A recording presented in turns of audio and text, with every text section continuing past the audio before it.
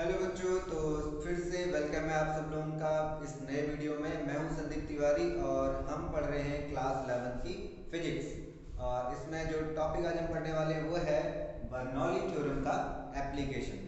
और video start करने से पहले जिसने मेरा वीडियो सब्सक्राइब नहीं किया है, मेरे चैनल को सब्सक्राइब नहीं किया है, प्लीज़ जल्दी से जल्दी सब्सक्राइब कर लें और ज़्यादा से ज़्यादा अपने दोस्तों को सब्सक्राइब करवा लें। ओके, अब टॉरिसेली लॉ ऑफ फ्लक्स। तो जो इसका पहला एप्लीकेशन है बर्नौली थ्योरम का वो है टॉरिसेली लॉ ऑफ फ्लक्स। तो टॉरिसेली एक साइंटिस्ट थे जिन्होंने एक लॉ दिया कि अगर सपोज एक बहुत बड़ा सा टैंक है जिसमें कोई लिक्विड भरा हुआ है, पानी हो सकता है, तो उसमें अगर हम जो टॉप एंड है वहां से अगर हम एच डेप्थ नीचे एक पंक्चर कर दें, एक होल कर दें, तो वहां से जो वाटर निकलेगा उसकी जो स्पीड होगी, ये जो स्पीड होगी यहाँ से, ये क्या होगी, इसको टॉरिसेली ने दिया। ठीक है, इसके लिए फॉर्मूला दिया और इसको जो उन्होंने डिराइव किया है उसमें उन्होंने बर्नौली थ्योरम को ही यूज किया है। तो बर्नौली थ्योरम की ही हेल्प से टॉरिसेली लॉ ऑफ फ्लक्स डिराइव होता है। तो चलो करते हैं। अब देखो यहाँ पे जब भी हम बर्नौली अप्लाई करते हैं तो हमारे पास दो पॉइंट होते हैं जिन दोनों पे ही हम बर्नौली की इक्वेशन को अप्लाई करते हैं। ठीक है, तो ये पहला हो गया, दूसरा हो गया। तो हमें फिर ऐसे करना है कि P1 plus half rho V1 square plus rho g H1 बराबर P2 plus half rho V2 square plus rho g H2। तो दोनों पॉइंट्स में हमने बर्नौली इक्वेशन को लगा दिया है। ठीक है, अब मैं अगर यहाँ पर देखूँ 1 पे, तो प्रेशर क्या है, एटमॉस्फेरिक प्रेशर, तो उसको मैंने P नॉट लिख दिया। एटमॉस्फेरिक प्रेशर को हम P नॉट लिख देते हैं। यहाँ पे फ्लूइड चल नहीं रहा है ना, कोई एक टैंक है तो उसके टॉप पे जो पानी होगा क्या होगा, रुका हुआ होगा। तो V1 हो गया 0, तो V1 हमारे पास हो जाएगा 0।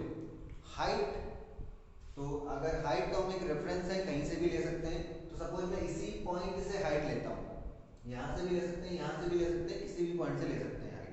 तो रेफरेंस सपोज हम इसी को मान लेते हैं। तो यहाँ से हम देखेंगे इस पॉइंट की हाइट है h, तो रो जी एच।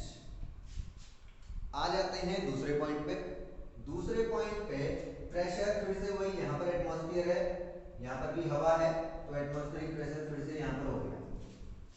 वेलोसिटी यहाँ की हमें पता करनी है, तो उसको हम v मान लेते हैं, तो v ही लेके चलते हैं। Half rho v square plus, अब हाइट लेनी है, हाइट के लिए रेफरेंस जब एक बार हमने सिलेक्ट कर लिया तो वही रेफरेंस रहेगा। तो रेफरेंस हमने इसी लाइन को माना है, तो यहाँ से हमने इस पॉइंट की हाइट देखेंगे तो 0 है क्योंकि एक ही लाइन पे है, तो ये हो गया 0। ये दोनों कट गए, कैंसिल हो गए। तो यहाँ से रो जी एच बराबर हाफ रो v स्क्वायर, तो रो v फिर से कैंसिल, तो v square is equal to 2gh, और हम कह सकते हैं v बराबर, तो ये है टॉरिसेली लॉ ऑफ फ्लक्स, या कह सकते हैं फ्लक्स वेलोसिटी। फ्लक्स वेलोसिटी, तो अगर हम किसी भी टैंक में उसका जो ओपन एंड है, ओपन फेस है, वहां से h डेप्थ पे एक होल करेंगे तो वहां से जो पानी निकलेगा उसकी स्पीड इतनी होगी। तो ये हमें यहाँ से टॉरिसेली लॉ ऑफ फ्लक्स क्लियर हो जाता है। तो ये तो हमने क्या बोला था, पहला एप्लीकेशन, ये पहला एप्लीकेशन है। इसके बाद के दो एप्लीकेशन और हैं और वो दोनों थ्योरेटिकल हैं, दोनों में उनकी थ्योरी में आपको बता देता हूँ। इसमें थोड़ा सा डेरिवेशन थी। तो जो दूसरा है, तो ये तो पहला हो गया, दूसरा हो गया एरोप्लेन लिफ्ट। तो एरोप्लेन लिफ्ट कैसे करता है, तो सपोज एरोप्लेन का जो पंखा होता है या कह सकते हैं फैन, तो सपोज ये हमारा एरोप्लेन है और इस तरीके से इसमें दो फैन होते हैं, इनको हम विंग्स कह सकते हैं। ये एरोप्लेन की विंग्स है। तो ये विंग्स उठती कैसे है, विंग्स विंग्स में ऐसा क्या है या यहाँ वहां पर क्या हो रहा होता है जिसके कारण एरोप्लेन ऊपर उठ जाता है। तो विंग्स कुछ इस तरीके से होती है,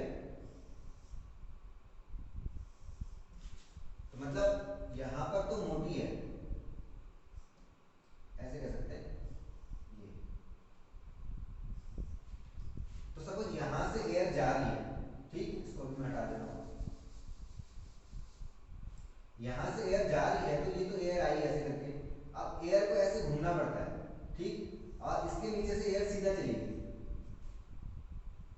मतलब हमारा प्लेन का जो विंग है कुछ इस तरीके से है, तो कुछ एयर तो सीधे नीचे से चली जा रही है, उसको कुछ भी फर्क नहीं पड़ रहा है, लेकिन जो एयर यहाँ पे आई उसे क्या करना पड़ रहा है कि लंबा पाथ लेके जाना पड़ रहा है, ठीक, उसके लिए पाथ लंबा हो गया, ठीक है।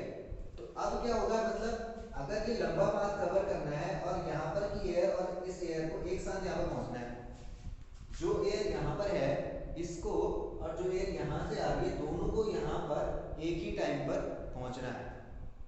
तो इसका मतलब अगर इसको लंबा पाथ कवर करना है तो इसकी जो वेलोसिटी है हमें कहना पड़ेगा कि v1 ज्यादा होगा v2 से, एयर यहाँ से आ रही है, ठीक, और यहाँ पर उसको क्या करना पड़ रहा है, लंबा पाथ कवर करना पड़ रहा है, यहाँ पर छोटा पाथ कवर करना पड़ रहा है, तो जहाँ पाथ लंबा हो जा रहा है वहां पर वेलोसिटी बढ़ जाती है, या इसको मैं इक्वेशन ऑफ कंटिन्यूटी से भी बताता हूँ, a1 b1 बराबर a2 b2, ये होती है इक्वेशन ऑफ कंटिन्यूटी, ठीक।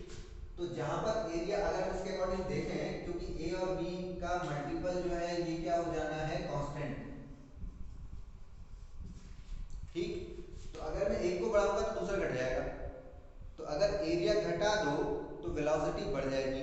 अब यहाँ पर क्या होता है, इफेक्टिवली जब एयर यहाँ को जा रही है तो उसका पाथ क्या हो जा रहा है, रिस्ट्रिक्ट हो जा रहा है, एयर जब ऐसे जा रही है तो उसका पाथ रिस्ट्रिक्टेड है, यहाँ वाले के लिए खुला पाथ है, तो जहाँ पाथ में रिस्ट्रिक्शन है मतलब एरिया कम है, एरिया कम है तो वेलोसिटी बढ़ जाएगी, इसके according a into b is a constant, तो एरिया घटेगी तो वेलोसिटी बढ़ जाएगी, तो यहाँ वेलोसिटी बढ़ गई, ठीक।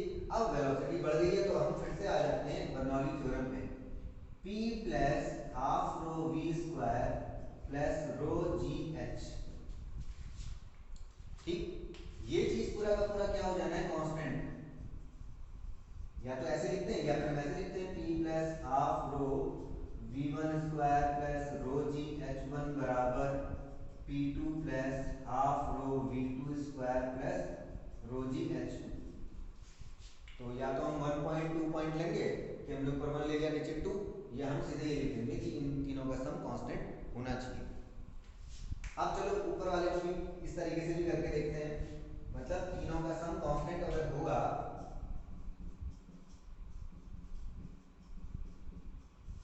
अब हाइट को यहाँ पर हम नहीं लेंगे क्योंकि चाहे मैं यहाँ पर लूँ और यहाँ पर लूँ हाइट का डिफरेंस बहुत ही कम है, तो हम कह सकते हैं कि इन तीनों का सम कांस्टेंट ना हो करके,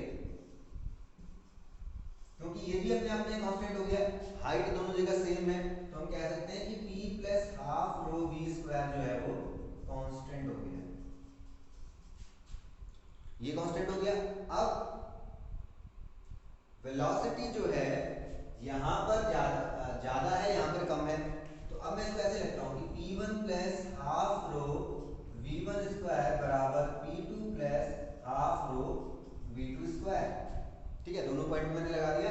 अब यहाँ से क्या लूंगा, p1 माइनस p2 बराबर, या उल्टा कर लेते हैं, p2 minus p1 half rho v1 square minus half rho v2 square, और we can say p2 minus p1 बराबर हाफ रो, v1 ज्यादा है, ठीक, v1 ज्यादा है p2 कम है, तो इसका मतलब p2 ज्यादा हो जाएगा, अगर v1 ज्यादा है तो इसका मतलब p2 को ज्यादा होना पड़ेगा, और p2 को ज्यादा होने का मतलब यहाँ है p2 यहाँ है p1, p2 अगर ज्यादा है यानी नीचे का प्रेशर ज्यादा है, और नीचे का प्रेशर ज्यादा है तो ये प्लेन क्या होगा, ऊपर की ओर उठ जाएगा, क्योंकि नीचे से फोर्स लगेगी ज्यादा, ऊपर से कम लग रहा है प्रेशर, नीचे से ज्यादा है, तो मतलब ऊपर की ओर फोर्स लग जाएगा। तो जो इंपॉर्टेंट चीज यहाँ पर है कि जो इसका शेप होता है एरोप्लेन के विंग का, वो कुछ ऐसा होता है कि जो एयर यहाँ से जा रही है उसको इधर उसकी स्पीड बढ़ जाती है और नीचे में स्पीड घट जाती है, स्पीड घटेगी तो प्रेशर नीचे बढ़ जाएगा, ऊपर स्पीड बढ़ती है तो प्रेशर घट जाता है, तो नीचे बढ़ा हुआ प्रेशर है वो ऊपर की ओर फोर्स लगा देता है, इस तरीके से प्लेन ऊपर उठ जाता है। तो ये था एरोप्लेन की लिफ्ट का कारण। तो होप आप दोनों को ये आपको ये सब समझ में आए होंगे, दोनों के दोनों, टॉरिसली लॉ ऑफ फ्लक्स और एरोप्लेन का lift. So that's it for now, see you in another video.